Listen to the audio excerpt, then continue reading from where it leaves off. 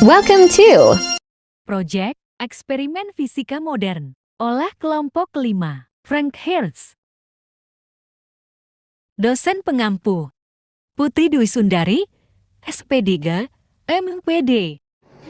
Assalamualaikum warahmatullahi wabarakatuh. Kami dari kelompok 5 terdiri dari 4 orang. Yang pertama saya Rici Junia Hermanda dengan NIM 2103336. Saya Didi Safitri dengan NIM 210330668. Saya Indah Asri dengan NIM 2103382. Dan saya yang terakhir Muhammad Rehan dengan NIM 2103398. Mata kuliah ini diampu oleh dosen Ibu Putri Dwi Sundari, SPD MPD. Pada kesempatan kali ini kami akan melakukan eksperimen Frank Hertz. Baiklah, di sini saya akan menjelaskan tujuan dari praktikum ini. Yang pertama yaitu merekam kuat arus pada tabung Frank Hertz sebagai fungsi tegangan anoda. Yang kedua, menentukan energi eksitasi pada atom argon. Setelah kita mengetahui tujuan dari eksperimen Frank Hertz, di sini kita akan membahas sedikit sejarah mengenai Frank Hertz. Frank Hertz merupakan sebuah eksperimen fisika yang dilakukan pada tahun 1914 oleh James Franck dan Gustav Hertz. Eksperimen ini memiliki arti penting dalam pemahaman kita tentang sifat atom dan mekanika kuantum. Pada eksperimen Frank Hertz, sebuah tabung gas diisi gas atom yang diarang. Tabung tersebut memiliki elektroda di kedua ujungnya yang dipasangkan dengan sumber tegangan. Kemudian elektroda ini digunakan untuk menghasilkan medan listrik di dalam tabung gas. Ketika tegangan diterapkan pada elektroda, elektron-elektron di dalam gas akan mengalami percepatan dan bergerak menuju elektroda lainnya. Ketika elektron-elektron ini bergerak melalui gas, mereka dapat bertumbukan dengan atom-atom dalam gas tersebut. Ketika terjadi tumbukan antara elektron dengan atom, energi kinetik elektron dapat ditransfer ke atom dalam bentuk energi potensial. Baik, sekian penjelasan dari saya. Untuk alat bahan serta tujuan akan dijelaskan oleh Rici Junia Hermanda. Selanjutnya yaitu perkenalan dari alat bahan yang akan digunakan. Nah, yang pertama yaitu ada DC current amplifier sebagai tegangan arus. Nah, yang kedua ada power supply 1. Nah, sebagai tegangan yang pertama. Selanjutnya ada double DC power supply 2 sebagai tegangan kedua. Nah, selanjutnya ada tabung Frank Hertz itu yang berisi uap atom argon yang akan dipanaskan selama 15 menit. Selanjutnya ada 500 universal interface yang akan digunakan untuk menghubungkan ke komputer. Nah, untuk menampilkan hasil pada grafik yang akan dipraktikumkan nantinya. Nah, selanjutnya itu ada kabel. Kabel ini yaitu kabel DIN plug to DIN plug yang berfungsi untuk menghubungkan power supply dengan universal interface. Selanjutnya yaitu kabel banana plug, banana untuk menghubungkan rangkaian ini dengan tabung Frank Hertz. Selanjutnya yaitu ada kabel BNC yang akan digunakan untuk menghubungkan DC current dengan tabung ini. Sekian penjelasan alat dan bahan dari saya. Selanjutnya penjelasan prosedur yang akan dijelaskan oleh Muhammad Rehan. Oke, berikutnya kita akan merangkai alat dan record. Let's go.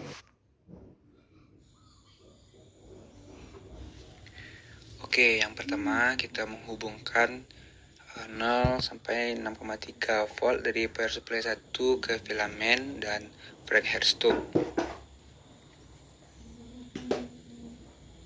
Hubungkan kabel positif dan kabel negatifnya. Yang kedua, menghubungkan minus 4,5 sampai 30 volt dari power supply 1 ke G1K pada Frank Hertz tube. Lalu lagi ditekan tombol power supply 1 untuk memilih kisaran min 4,5 sampai 30 volt.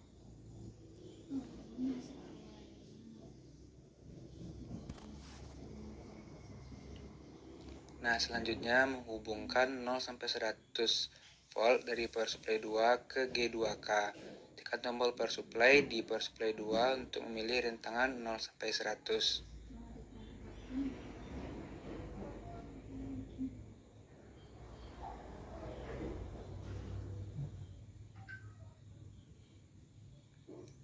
Nah, menghubungkan 0 sampai 10 volt dari power supply 2 ke G2K. Hubungkan kabel positif dan menghubungkan kabel negatif.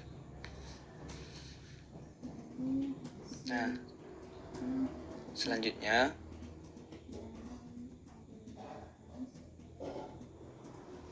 menghubungkan kabel BNC DC current amplifier ke BNC pada Frank-Hertz stop. Nyalakan power supply 1, power supply 2, dan DC current amplifier. Pada power supply 1, sesuaikan knobnya itu dari min 4,5 sampai 30 volt hingga tampilan digital menunjukkan 0. Tekan tombol DC pada current amplifier, sesuaikan arusnya sampai hingga 0, kemudian letakkan tombol divisi keluar untuk pengukuran. Nah, lihat pada tabung power supply 1 harusnya berubah menjadi 2,25 volt dan biarkan filamen memanas selama 15 menit.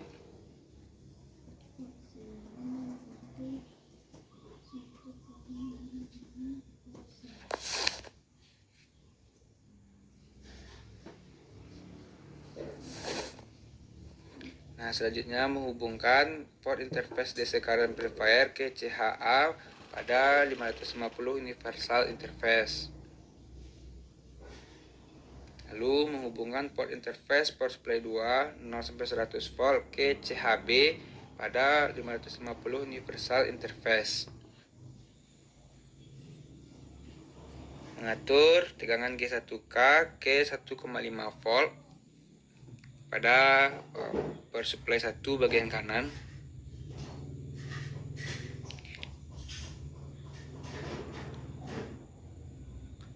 Lalu mengatur tegangan G2K ke 10 volt pada bagian kiri bawah power supply 2. Nah, dilanjutkan dengan menghidupkan universal interface. Setelah hidup, mengatur current range-nya itu menjadi 10 pangkat min 8. Lalu memilih recording. Nah, untuk prosedurnya buka pada Pasco Capstone Software, memilih prosedur, lalu mulai merecord dan meningkatkan tegangan percepatan pada power supply 2 0 sampai 100 mulai dari 0 hingga 80 volt. Untuk kisaran waktunya sekitar 3 menit. Nah, setelah itu jika dirasa hasilnya sudah mencapai 80 volt, lalu berhenti merekam atau stop record.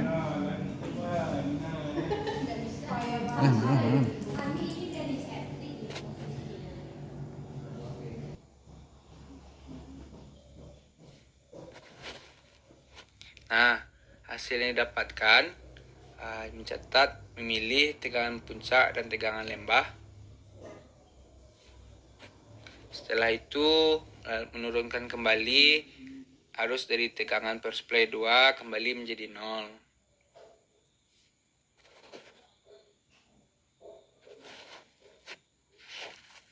Juga mengatur semuanya kembali menjadi 0, dinilai dari tegangan power supply 2, power supply 1, dan nilai dari DC current amplifier-nya.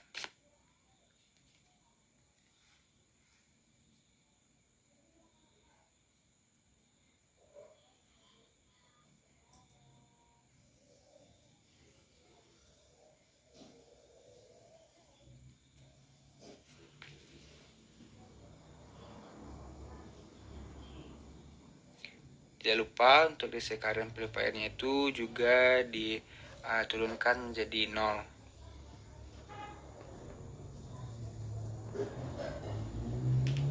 Oke, setelah diturunkan menjadi 0, lalu matikan DC current amplifier, power supply 1, power supply 2, lalu membuka semua hubungan kabel yang terdapat pada alat tersebut. Oke, itu saja.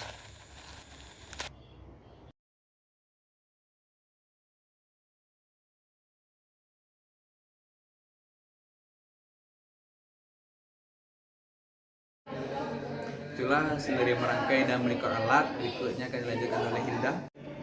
Baik, di sini saya akan menjelaskan tentang analisis data, pembahasan, serta kesimpulan. Dari grafik yang dihasilkan pada eksperimen tadi, terdapat beberapa puncak dan lembah. Kemudian, kita masukkan data tersebut ke dalam tabel jurnal data, di mana untuk puncak 1, tegangan puncaknya 12,3 volt dan tegangan lembah 8,2 volt. Dan masukkan data yang lain untuk puncak dan lembah berikutnya. Kemudian berikutnya kita menganalisis data. Pertama, kita akan mencari selisih tegangan puncak dengan cara mengurangi data kedua dengan data ke-1. Begitu juga dengan data-data berikutnya. Kemudian, kita mencari selisih tegangan lembah dengan cara yang sama, yaitu mengurangi data kedua dengan data ke-1 sampai data ke-6. Selanjutnya, kita mencari nilai mean dan standar deviasi. Untuk tegangan puncak, nilai mean rata-rata itu dengan cara menjumlahkan semua data dan dibagi dengan banyaknya percobaan pada tegangan puncak, sehingga didapat tegangan puncaknya yaitu 41,8 volt.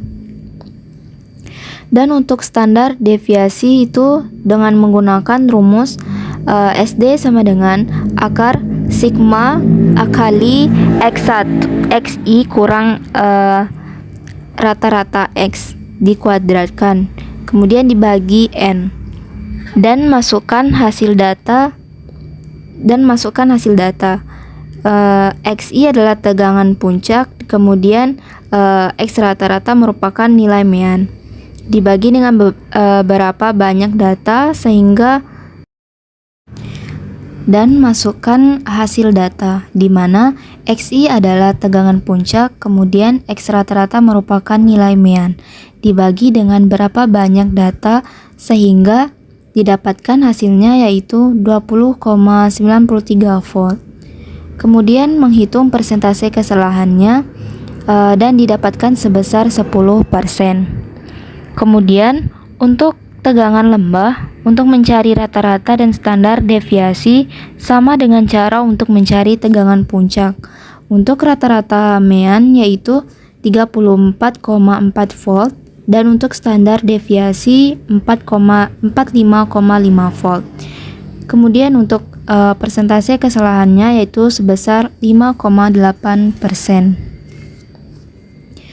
Kemudian untuk perbedaan tegangan puncak, untuk mencari nilai mean yaitu dengan cara menjumlahkan hasil dari selisih puncak-puncak, kemudian dibagi dengan banyak selisih puncak-puncak, sehingga didapat mean 12,52 volt.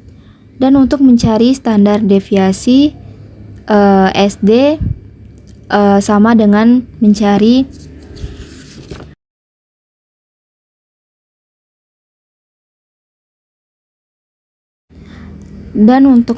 standar deviasi yaitu SD sama dengan akar sigma XI kurang X rata-rata dikuadratkan dibagi dengan N, di mana XI merupakan hasil dari selisih puncak-puncak dan X rata-rata merupakan rata-rata dari perbedaan tegangan puncak, sehingga didapatkan hasilnya yaitu 1,8 volt dengan persentase KRS-nya yaitu 0%. Kemudian mencari perbedaan tegangan lembah. Caranya sama dengan mencari perbedaan tegangan puncak, didapatkan hasil meannya yaitu 10,9 volt dan standar deviasi yaitu 1,21 volt dengan persentase kesalahannya yaitu 0%. Dari data yang telah dihasilkan bahwa tegangan puncak akan selalu bertambah besar sama halnya dengan tegangan lembah yang makin besar. Melalui eksperimen Frank Hertz ini dapat diketahui beda puncak tegangan menggunakan atom argon.